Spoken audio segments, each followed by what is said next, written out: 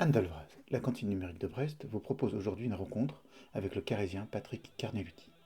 Il anime l'émission mensuelle Des Polars et des Notes sur Radio Évasion. Il est aussi l'auteur de deux romans noirs chez Piranha, Peace and Death et Succession. Il a fondé et anime les sites web 404 et le 429. Bonne écoute.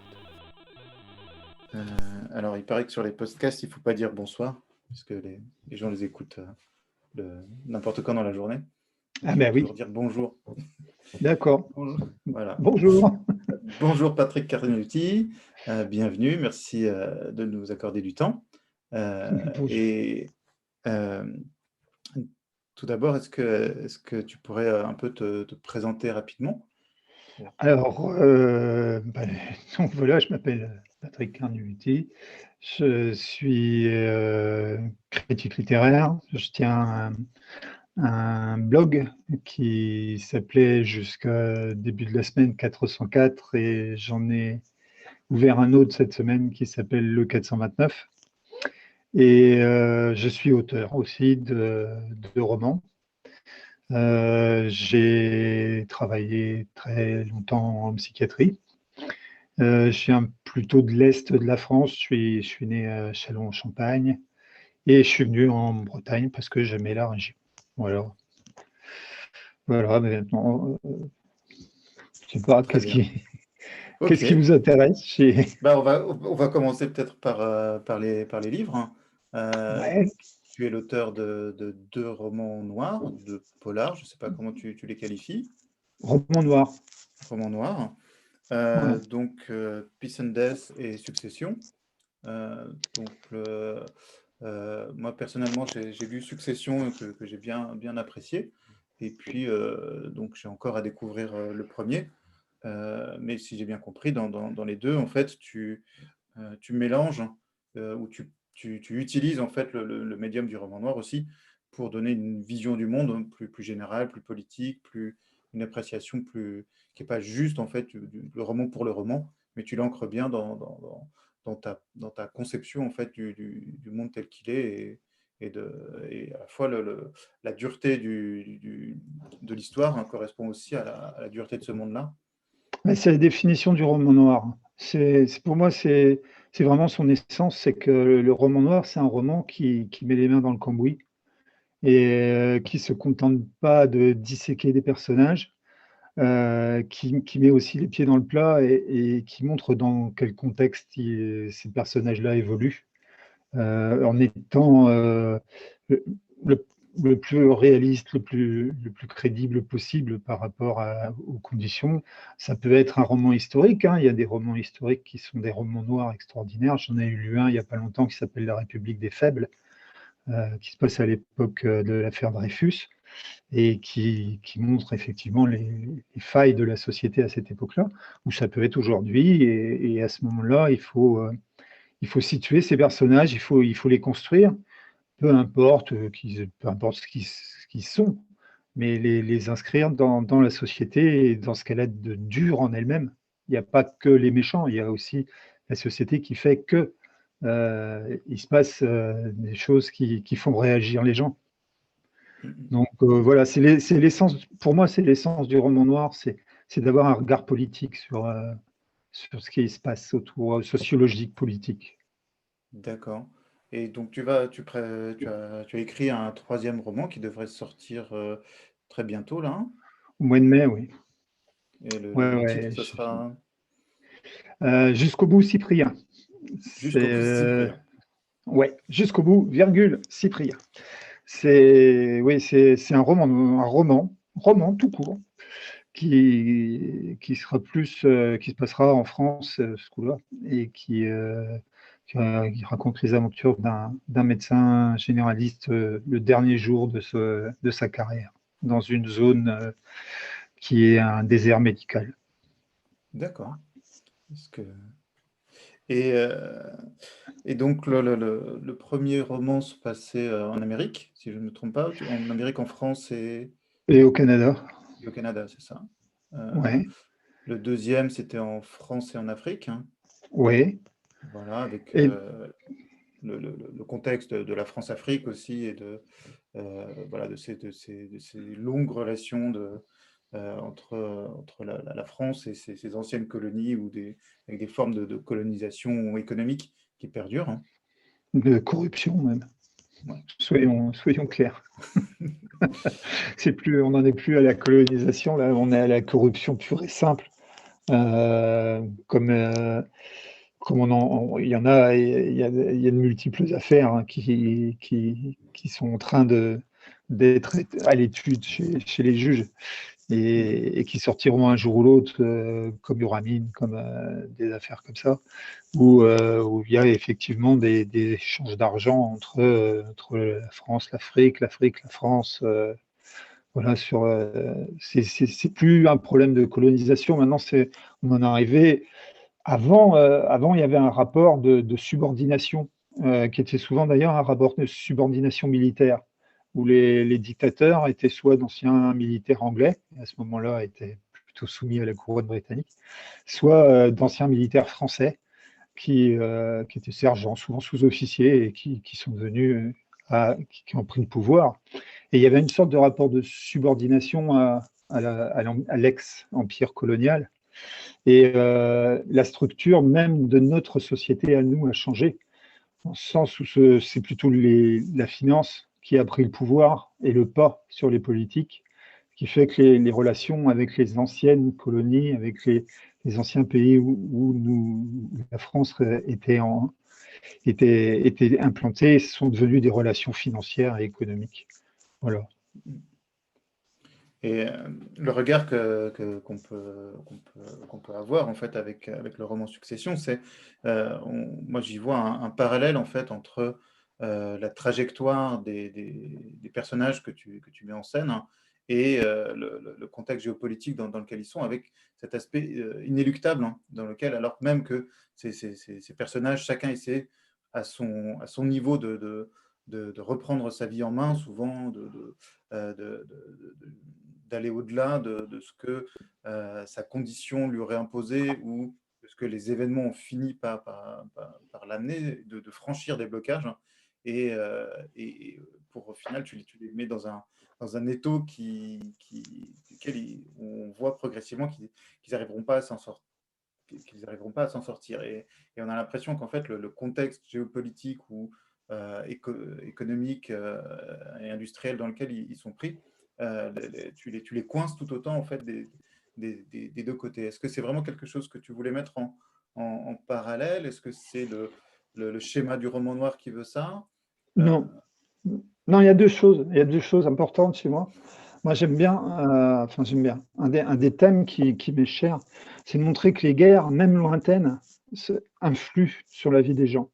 On a toujours dit que ma génération était une génération dorée, des boomers, qu'on a rien subi, on a fait que se gaver et on laisse un monde terrible derrière nous.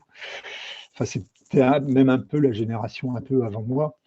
Et en fait, dans nos générations, il y a eu la guerre d'Algérie, il y a eu la guerre du Vietnam, il y a eu la guerre d'Indochine, il y a eu des dizaines et des dizaines de conflits qui sont passés sous couvert de guerre froide un peu partout et qui ont eu des conséquences directes, même très très loin très très loin des théâtres d'opération. Et ça, c'est quelque chose que je montre, c'est que il y a cette fameuse règle du journalisme du mort au kilomètre. C'est-à-dire que plus un mort est loin de chez nous, moins il est intéressant. Et en fait, je montre qu'il faut faire très attention parce que même des conflits qui se passent très loin ont des répercussions directes ici sur des gens qui nous sont chers ou sur nous. Et c'est un phénomène qu'on voit pas beaucoup, quoi. On a l'impression que là où les bombes tombent, c'est la guerre et qu'autour, il n'y a rien. Là, c'est pour montrer directement, par exemple, le problème des réfugiés syriens, c'est que bien sûr, il n'y a pas la guerre chez nous, mais il se pose le problème de que fait-on des réfugiés? Et c'est cette guerre-là qui est loin, dont tout le monde personne n'en avait rien à faire quand ça a commencé, quand elle continuait de bombarder les quartiers, etc. Tout le monde s'en foutait. Et là, tout d'un coup, on se retrouve avec des effets concrets de la guerre qui est là. Et puis, il y a aussi ce fait qu'on est bloqué à l'heure actuelle avec un discours ambiant qui dit il n'y a pas d'autre politique possible. Et ça date de Thatcher, c'est le fameux Stina, etc. Et j'ai l'impression que la société avance un peu comme ça en se disant de toute façon, on n'a pas le choix. Et là, on voit qu'on va vers un précipice écologique, on va droit dans le mur, mais qu'on y va parce qu'on se dit que de toute façon, on est pris dans les mâchoires d'un étau et que, eh ben, ma foi, à quoi ça sert? Autant en profiter du peu qui nous reste, etc. Et puis on verra bien. Donc il y a ces deux versants-là, c'est que j'ai l'impression, moi, effectivement, qu'on est pris dans un étau, qu'on n'est plus capable de faire un projet en se disant peut-être bien qu'on pourrait s'en sortir en faisant autre chose. Parce que le discours actuel est tel que on est pratiquement comme au bon vieux temps de l'Union soviétique, qualifié de fou quand on dit mais il y a un autre monde possible, il y a une autre façon de faire qui est possible. Et à ça, on répond bah non, vous n'êtes pas raisonnable. La seule façon de faire, bien sûr, c'est celle que nous dicte la technocratie, la finance, etc. Parce que cette machine-là est devenue tellement folle qu'elle ne peut pas s'arrêter, parce qu'effectivement, ça les conduirait à la catastrophe. Donc effectivement, il y a un phénomène d'inéluctabilité, mais qui n'est pas forcément qui n'existe pas forcément. On nous a convaincus que c'était inéluctable. Et donc, dans ton nouveau roman, tu dis que c'est un roman et plus un roman noir. Hein. Est-ce que tu crées cette alternative, hein, tu ouvres en tout cas une possibilité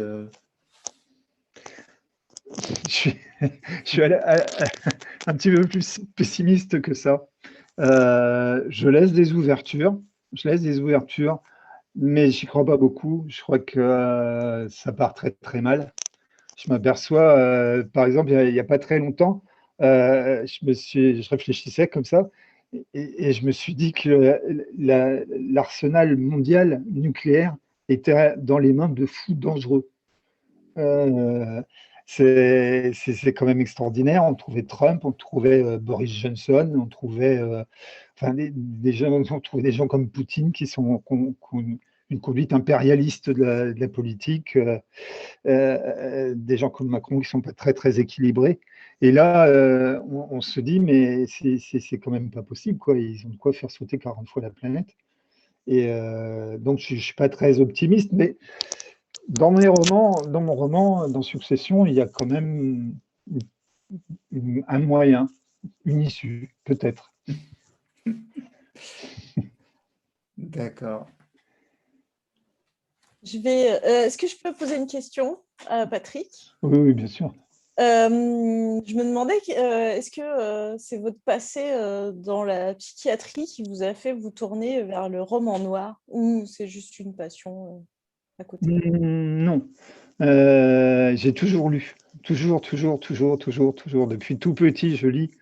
Et j'ai lu de tout. Mais depuis une bonne trentaine d'années, je lis principalement des romans noirs. Et effectivement, ça a un peu aiguillé la vie de mes personnages. Mais avant toute chose, avant de me dire je vais raconter un meurtre ou je vais raconter des personnages qui sont pris dans un étau, comme disait Josquin, ou qui sont pris au piège, ou qui sont enlevés, etc. Moi, j'ai des personnages qui viennent. Ce sont des personnages, et ces personnages-là, ils vivent dans une société. Et c'est un petit peu eux qui, au fur et à mesure, me racontent leur histoire. Et donc, il se passe, comme il se passe tous les jours dans la société, il se passe des faits divers, il se passe aussi des choses atroces sur les chantiers en Afrique, il se passe des choses comme ça, il se passe des guerres, il se passe des choses comme ça. Donc voilà, on dit roman noir, mais pour moi, les étiquettes n'ont pas grande importance. Je me dis pas, tiens, je vais écrire un roman noir, ou je vais écrire un polar, ou je vais écrire un roman policier. Je raconte une histoire. Après, voilà, l'étiquette, c'est plus du commercial que véritablement quelque chose qui est des très mauvais romans noirs et des très très bons romans blancs. Et voilà, c'est pas. Donc moi, j'espère juste raconter une histoire et puis intéresser les gens avec mon histoire. C'est plus une catégorie littéraire ou le lecteur aussi qui va chercher un style. Et par exemple, toi, tu animes mensuellement une émission Oui. sur cette thématique-là. Donc, il y a bien comme ça quelque chose que tu identifies, ou au moins tu identifies un auditoire, hein, et un Mais lectorat par rapport à ça. je reçois des gens qui écrivent de la littérature blanche. Mhm. J'essaye. Des polars et des notes, c'est venu parce que c'est joli à l'oreille. Moi, ça me C'est plaisait. l'excuse, quoi. Ouais, ouais, voilà. C'était joli à l'oreille. Mais non, ça me dérange pas. Je reçois, au contraire, si je peux recevoir des gens qui écrivent de la littérature blanche, c'est très très bien. Moi, j'ai envie que les gens ils lisent un peu de tout. Et il y a des très très beaux romans blancs qui sont parus sur, par exemple, le drame des migrants. Je pense à l'apiculteur d'Alep, par exemple, ou d'autres comme ça qui sont très très forts et qui sont en fait, on pourrait très bien mettre le terme roman noir dessus. Hein, c'est pas, c'est vraiment des catégories commerciales. Mhm. Et donc, dans cette émission, s'il y a des polars et des notes, ça veut dire que tu mets en musique tout ça, Ça veut tu dire l'associes que avec. je me suis aperçu que dans les romans, il y avait plein de musique. Très souvent, soit les héros, soit voilà, il y a de la musique d'ambiance. Maintenant, il y a les sonneries de portable, etc. Et il y a plein de musique dans les romans. Et donc, j'ai associé les deux, c'est-à-dire que quand je lis un roman, moi, j'essaye de repérer un peu la musique qu'il y a dedans, je la note. Et puis, dans des polars et des notes, j'interviewe l'auteur et je passe un des morceaux qui est dans le livre. Voilà. C'est bête, il y a toute cette musique-là et personne Bah n'y fait oui. attention. Et il y avait des clichés, par exemple, on sait très bien que les méchants, ils écoutent du métal et que les bourgeois écoutent de la musique classique. Voilà, il y avait des clichés comme ça. Et petit à petit, je m'aperçois, à faire attention, c'est des choses dont je ne faisais pas attention avant. Petit à petit, je m'aperçois que ça change. Par exemple, je vois de plus en plus de flics qui écoutent du métal. Ça, Mhm. c'est bien. Il y a, il y a- il y a- il y a une évolution on n'est pas plus forcément psychopathe quand on écoute du métal. Donc, tu vas bientôt tenir un stand au Hellfest, hein, Ah, pour, j'adore le Hellfest, moi j'adore le métal, donc moi ça m'arrange. Mais et il y a aussi des psychopathes qui écoutent du classique maintenant, hein. Ne serait-ce que chez Bernard Minier, il écoute Mahler, je crois, son tueur en série. Donc on arrête avec les clichés tout faits, quoi. Arrêtons avec les clichés. C'est la résolution de l'année 2021. On Bah arrête si on avec pouvait, les ouais, clichés. ouais, si on pouvait. En même temps, malheur porte bien son nom. Ouais, ouais. Et donc, cette activité de critique, tu l'amènes aussi sur un webzine ou un blog. Après, Ouais. donc, on mettra le lien en accompagnement de l'audodiffusion. Et donc, tu viens de changer en fait Ouais. ce site-là. Mm. Qu'est-ce qui te manquait? Qu'est-ce qui allait pas dans Ah l'ancien ou... ben, c'est pas tellement qu'il manquait quelque chose, c'est qu'il y avait un peu trop. C'est-à-dire que 404, au départ, j'ai fondé ça avec mon plus jeune fils, Mathéo, qui avait écrit le site. Et, on avait ouvert ça pour dire des choses qu'on avait envie de dire. Pas forcément sur la littérature, pas forcément sur ci, sur ça. Et il n'y avait pas de sujet, c'était plutôt sur la contre-culture, ce qu'on appelle en français sous-culture, enfin tu vois, des choses qui sortent un peu. Mhm. Et puis il se trouve que bah, moi je lis beaucoup, beaucoup, beaucoup, je regarde des séries, donc j'ai commencé à écrire de plus en plus de chroniques sur des livres et sur des séries. Et puis voilà, Mathéo il s'est trouvé avec plein d'autres choses à faire. Et je me suis retrouvé un peu tout seul et j'ai continué à écrire que des chroniques de livres noirs, de romans policiers, de thrillers. Et puis, à mon grand étonnement, ce webzine a pris énormément d'ampleur. On l'a ouvert en décembre 2013, je crois. Et la dernière année, enfin c'est l'année dernière, quand on a dépassé le million de visiteurs dans l'année. Donc, c'était vraiment devenu quelque Félicitations. chose de... Merci. C'était vraiment devenu quelque chose de très, très important. Et je pouvais plus en même temps écrire 3, 4, 5 chroniques dans la semaine et écrire des livres. Donc, il y avait forcément, parce que écrire des livres, ça veut dire aussi les corriger. Ça veut dire, voilà, il y a plein de travail à faire. Donc, il fallait trouver un moyen et puis ralentir c'était pas, j'avais envie d'autre chose. Donc, c'est toujours Mathéo qui a eu l'idée. On a trouvé l'idée du 429 parce que 404, c'est quand il n'y a pas de, de site à l'adresse indiquée. Et 429, c'est quand il y a trop de requêtes sur une adresse. Donc, comme j'avais trop de boulot sur 404, on a appelé celui-là le 429. Et donc, je continue à faire des chroniques, je continue l'émission radio avec Radio Évasion. Et puis, mais je vais écrire moins. Je vais écrire moins. Enfin, J'ai ouais, plus de romans, ouais, moins de chroniques. moins de chroniques. J'ai une amie, Delphine Jaume, qui était la productrice d'Un livre un jour sur France 3, qui me fait l'amitié de faire une chronique vidéo par semaine sur le site. Il y a Anne Bouclier qui va écrire des chroniques aussi sur le 429, qui est mon éditrice chez Piranha. Enfin voilà, j'arrive à alléger un peu. D'accord. Et puis c'est bien de changer de temps en temps, il ne faut pas s'encrouter. Mais c'est vrai que, comme tu disais, il faut casser les clichés. Et un des gros clichés, c'est oppose littérature et numérique, hein, avec la tarte à la crème du livre papier contre la liseuse. Ouais. C'est quelque chose qui a dépassé aussi, et ton activité le montre bien. Alors, je vais faire une réponse très, très honnête, c'est que moi, je ne peux pas lire sur numérique. C'est absolument impossible. J'ai besoin de tenir un livre dans la main.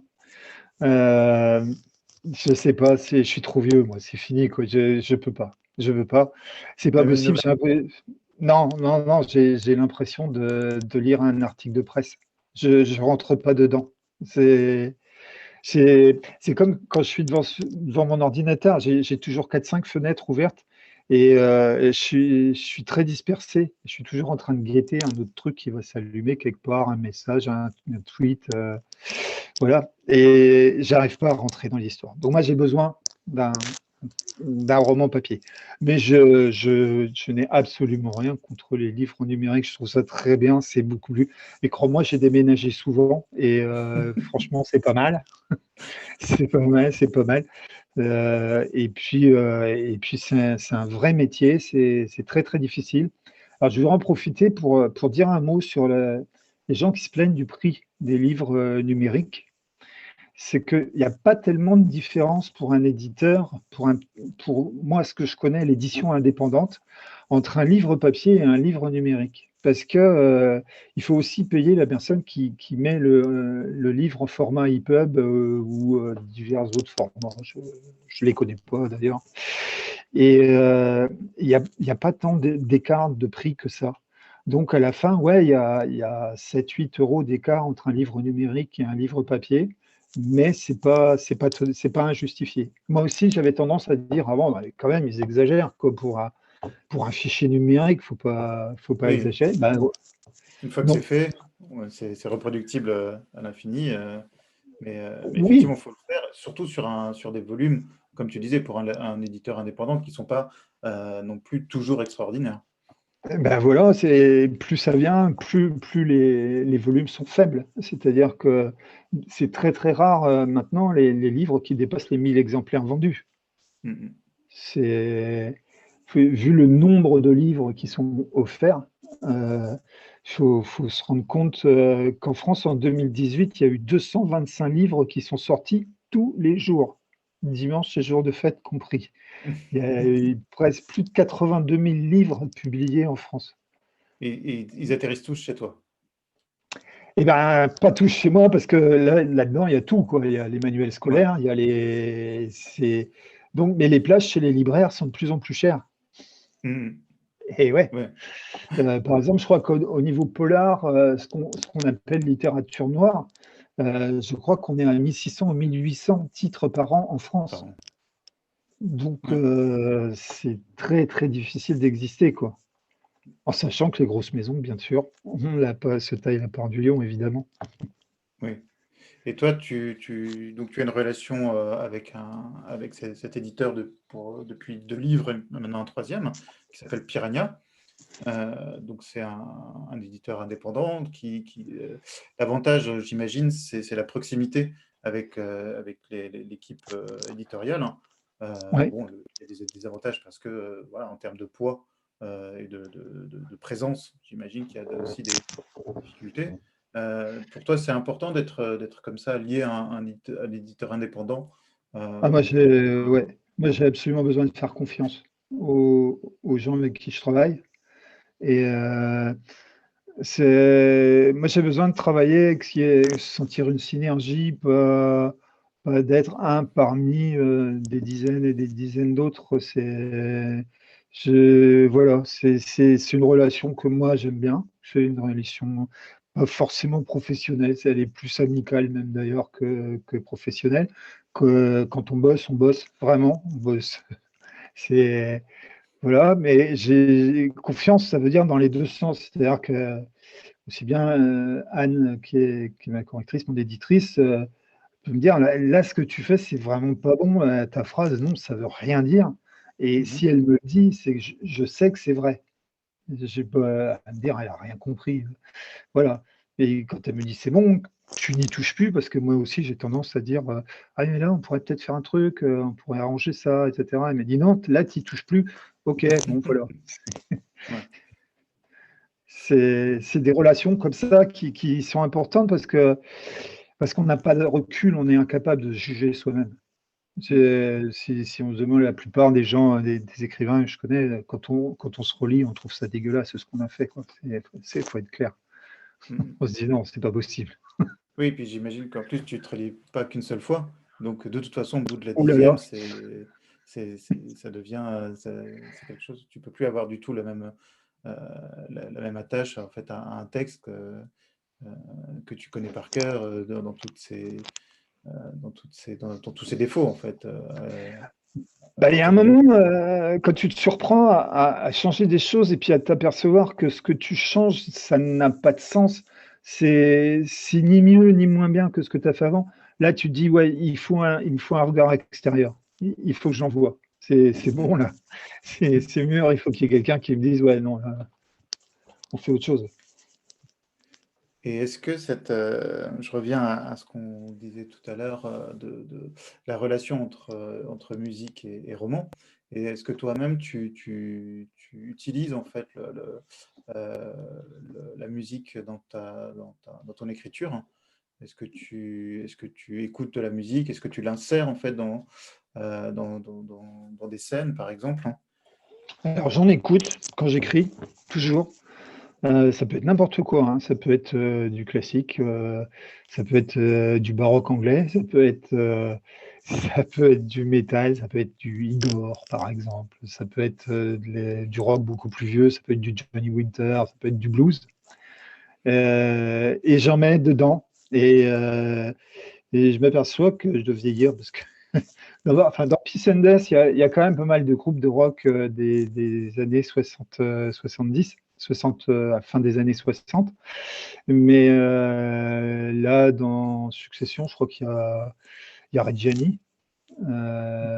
Semble-t-il, oui, il y a Reggiani, mais il n'y en a pas tant que ça. C'est des ambiances, il y a des chansons comme ça qui me viennent avec le personnage, et puis il me semble que ça colle bien, et puis voilà. Hmm. Mais Je c'est crois que pas. Il y a des très bons romans sans musique dedans, et puis il y en a des très mauvais qui sont pleins de musique. C'est- Je crois que parmi ceux qui vont nous écouter, il y a beaucoup de gens qui travaillent en musique avec un fond sonore, hein. Et du coup, je Ah rebondis non, je ne peux sur. pas travailler avec un fond sonore, moi. C'est-à-dire que si j'écoute de la musique en travaillant, c'est dans mes oreilles et à fond. C'est vraiment, c'est pas. D'accord. Et comme Ouais, autre ouais. méthode de travail, qu'est-ce que tu penses que qui dans ta pratique, pourrait être associé en fait ou pourrait être étendu à d'autres à d'autres euh, métiers, à d'autres activités? Moi, je fonctionne beaucoup par association d'idées. C'est-à-dire que je commence sur une phrase, souvent. C'est une phrase qui me vient, qui est dite par un personnage pour commencer, ou un personnage, et puis je le mets dans un contexte, et puis voilà, puis ça évolue, puis c'est lui qui me raconte son histoire, et puis tel truc, ça me fait penser à telle autre chose, puis voilà, ça va s'emboîter, quitte à ce que je revienne ensuite après pour réarranger les choses, parce que je me dis, bah non, là, comment il peut arriver comme ça, c'est Mhm. juste pas possible. Et non, je fais pas de plan, je fais pas. C'est un petit peu le bazar. Mhm. Je prends Et, des notes. Là, il y a Oui. plein d'auteurs qui ont des méthodes de travail, comme je pense à Amélie Nothomb qui se lève à 4 heures du matin et qui écrit jusqu'à 9 heures et après elle n'y touche plus jusqu'au lendemain. Il y a des méthodes comme la méthode Pomodoro aussi qui font des cycles en fait. Hein. C'est des cycles de 20 minutes par exemple. Voilà, après, je ne sais pas si vous avez. Non, déjà 4 heures du matin, moi je m'endors vers 3 heures, 3h30, donc je me lèverai pas à 4. Parce qu'avant je lis, parce qu'il faut bien un temps pour lire. Et puis écrire, bah non, moi j'écris la journée. J'ai pas d'heure, ça peut être le matin, l'après-midi. Puis j'écris tant que j'ai quelque chose à dire, quoi. C'est pas. Et donc souvent c'est 4-5 heures d'affilée. Et puis voilà, puis je reviens le lendemain ou 2 jours après. Mais ou alors moi j'utilise beaucoup des méthodes de flashback et des choses comme ça. Où je peux raconter toute une partie de l'histoire et puis la redécouper après pour insérer des passages. Donc, ma méthode, je crois que c'est que j'ai pas de méthode. C'est bon, c'est un petit peu fouillis, quoi. non, c'est un bon conseil aussi. Trop la Bah, méthode. mais je crois pas faut pas que les gens ils se mettent en tête qu'il y a une recette pour écrire un grand roman ou écrire un roman ou écrire une nouvelle ou écrire une histoire. Il n'y a pas de recette, il faut écrire. S'ils se trouvent à l'aise et s'ils ont absolument besoin d'écrire un plan, s'ils ont absolument besoin de définir des personnages déjà avant, mais qu'ils le fassent. C'est ni bien ni pas bien. Moi, je n'y arrive pas, je ne sais pas le faire. Même déjà, quand j'étais au lycée et il fallait faire des plans pour les dissertes, j'écrivais ma disserte, je faisais le plan après parce que je ne savais jamais avant ce que j'allais raconter pendant. Donc voilà, c'est comme ça, c'est parce que ça ne me servira à rien. Je sais d'avance que ce serait du pipeau, que ce que je marquerais, je ne suivrai pas ce que je marque dans le plan. Donc, et puis, j'y arriverai pas, moi, j'ai besoin d'être surpris. Si je ne suis pas surpris, ça ne m'intéresse plus. Si je connais la fin de l'histoire, je ne vois pas l'intérêt de me la raconter. On a parlé de ta présence sur le web, donc au travers du blog, du webzine et puis de l'émission dont on peut retrouver la diffusion, qu'on peut écouter après coup en ligne.